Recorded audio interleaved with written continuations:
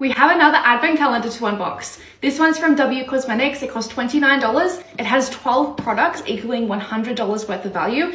Let's unbox this and see what we get. Ta-da! So that is what it looks like. I'm gonna open this one first. We have a Madagascar Centella Light Cleansing Oil. We have the Torridon Dive-In Cleansing Foam. Next is a Pucco Liquid Eyeshadow, which looks like that. Birch Juice Moisturizing Sun Cushion SPF 50. Soothing Toner.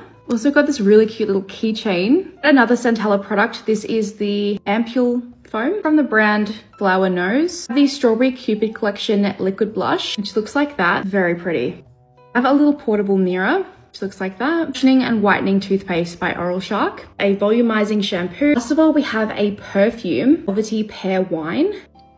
Sweet, fruity, smoky fragrance. That's everything I got in my advent calendar. All of these products will be random, so you will get different things, but that is insane value for money.